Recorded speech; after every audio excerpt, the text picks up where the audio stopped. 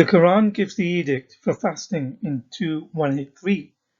O you who have believed, decreed upon you is fasting, as it was decreed upon those before you, that you may become righteous. And in 2:185, it goes on to say, the month of Ramadan, in which was revealed the Quran, a guidance for the people and clear proofs of guidance and criterion. So whoever cites the month, let him fast it. Even though the Quran admits people before Islam fasted, ergo fasting is not unique to Islam. What it does not mention, however, is that the pagans fasted too. This point is important because in this and in the next video, it will be looked at as to whether Islam took its fasting from the pagans or from the Abrahamic faiths, meaning Judaism and Christianity. Before that is delved into, the full link is in the description of this following article about fasting, published online by Cambridge University Press. The study is titled Fasting and Prophecy in Pagan and Christian Antiquity. The extract says, quote, fasting as a religious practice is a worldwide phenomenon and can be found in the religions of almost all the peoples on earth. It cannot be traced back to one common motive, nor did it come into existence within one single people or religion and spread from there to the rest of mankind, but it sprang up independently among completely different peoples and religions. Of course, as has happened in every field of cultural life, transmissions of individual practices of fasting from one people to another, from one religion to another, took place. End quote. Due to the spectacle that is created by Muslims when it comes to their fasting, it has come to be known for Muslims to fast by abstaining from food and drink during daylight for a period of 29 to 30 days in the month of Ramadan. What is not so well known, to many non-Muslims at least, is that they are also to abstain from sexual intercourse, smoking, intravenous therapy of any kind, including injections, and not to take any medication whilst they are fasting, even if it is for a headache, or able to take any multivitamins or supplements. Due to the show and hullabaloo that is created by Muslims when it comes to their fasting in Ramadan, regardless of whether the rest of the world are concerned about it or not, the term fasting, at least for Muslims, had become synonymous to mean the absolute fast. This is a form of fasting that includes dry fasting as well as abstinence fasting. A common theme in Islam is that it often goes to the extreme or tries to outdo other religions in its rituals and obligations in an attempt to appear more pious or righteous. So when it comes to fasting, there is nothing different. However, fasting has a much broader meaning, and there are many types of fasting, not just the Islamic form. For example, in addition to absolute fasting, below are just a few examples of fasting that people of other religions are known to also carry out.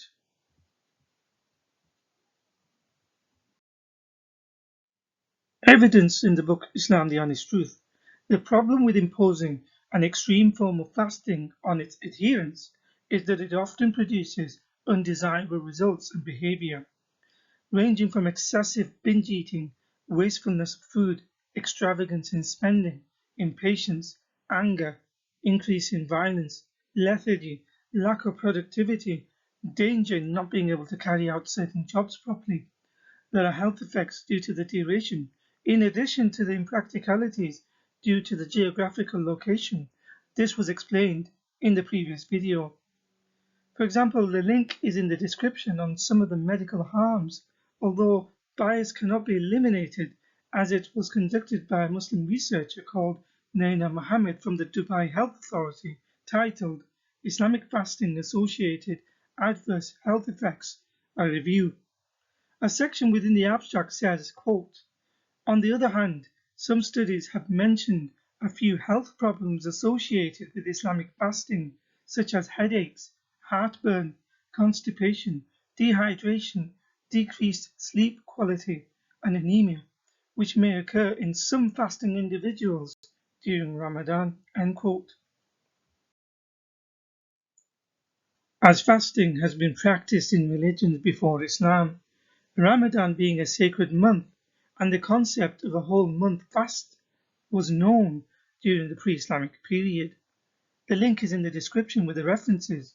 It says underlined in red, quote, pre-Islamic Arabs were familiar with the idea of holy months as well as with fasting.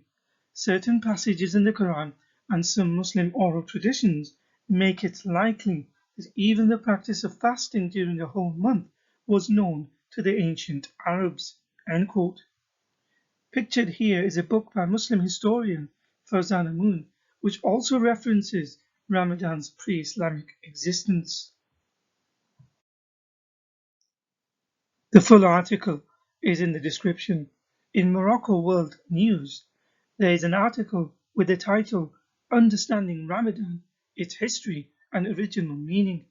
It says Ramadan originally meant great heat from the pre-Islamic solar calendar. This month was sacred in the pre-Islamic Arabic tradition and was a month of truce. Although Ramadan was a sacred month long before Islam, and fasting as a religious ritual had been practiced by pre-Islamic pagan Arabs, possibly introduced to Arabia by the Iranians. The Iranians were astrologers from the ancient Mesopotamian city of Haran, founded around 2000 BC. Although its history can be traced back to over 6000 BC, it is a city on the border near Syria within modern-day Turkey, represented here by the red pin icon. In Kitab al-Fihrist, published in 987, a copy of an ancient manuscript is pictured here. It was compiled by Ibn al-Nadim, an early Muslim biographer, who details the various religious sects, such as the Iranians, who fasted for 30 days in the month in honor of the moon god. Al-Nadim described the feast they celebrated and the sacrifices they presented to the moon on the month of the fast, including the climax of it, celebrated by a day known as Eid al-Fitr, the exact same name given by Muslims today to the festival at the end of Ramadan. He was not the only one. Another early Muslim scholar by the name of Ibn Abi Zinad also speaks about the Iranians, saying that they fasted for 30 days and looked towards the south in the direction of Yemen when they prayed 5 times a day. In the book Islam the Honest Truth, there are copious amounts of evidence, whether from early Muslim scholars to historical evidence linking Ramadan to a pre-Islamic fast practiced by pagans. Just to give an example, something that is often commonly denied by Muslims is that Islam has many similarities with Hinduism, though this is not always apparent at the surface level. In regards fasting, if it is remembered that Islam tends to try and outdo other religions in an attempt to appear more pious and righteous. So in this case, in Islam, fasts are mandatory in the month of Ramadan, and the fasts are absolute, as opposed to, say, partial fasts members of other religions might employ, such as within Hinduism, where the fasts are optional and are less restrictive than in Islam. However, just as in Islam, the fasts can also be from dawn to dusk. Also coincidentally, in a month called Ramayana, the devout keep fasts in veneration of their god Ram, pictured here. Also, just as the Muslims do in this month, they would also make generous donations in charity, help the needy, and engage in worthy causes. The faithful would gather at temples to recite their holy text. The entire text is read in around a 30-day period. They would begin on day 1 till the last day of the month.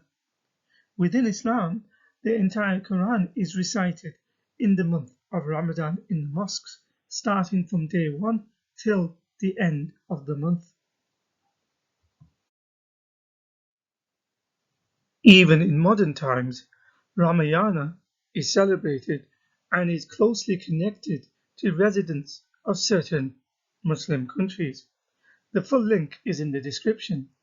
In Times Now News, the title says Muslim majority countries and their connection with Lord Ram get special mention in PM Modi's Ayodhya speech. Also, whether they are actually connected or not, it is interesting that within Hinduism there is a term that sounds so suspiciously similar to Ramadan called Ramadian. The term is contracted from Rama, from which the deity gets its name, which in Sanskrit has several meanings, including rejoice, pleased, also the one who shines in the heart, and Dhyan means to meditate. Thus, for Hindus, Ramadian came to mean a time to meditate on God. So in conclusion, fasting is an obligation for Muslims within the month of Ramadan. However, its origins have a pre-Islamic existence. Fasting has been the practice amongst people since antiquity in various forms. Islam adopted the extreme type of fasting. The reality is, imposing such a fast often has the opposite effect. They are often more harmful and counterproductive. A common pattern within Islam is that it tends to opt for the more extreme forms of rulings, practices, and obligations in an attempt to want to appear more pious and righteous than others. Islamic fasts have parallels to fasts that exist in other religions such as the Iranians and also Hinduism. For example, within Hinduism, fasting is not an obligation but a moral and spiritual act where the aim is to purify the body and mind and acquire divine grace. For them, fasting may involve abstaining from one meal in the day, but it does not necessarily mean the body has to go without or suffer, as is the case in Islam, with excessively long fasts for days on end with no food, water, or even medication during daylight hours. Even the term Ramadan is suspiciously similar to the Hindu term Ramadian, and Ramayana is a popular festival in the world's most populous Muslim country, Indonesia.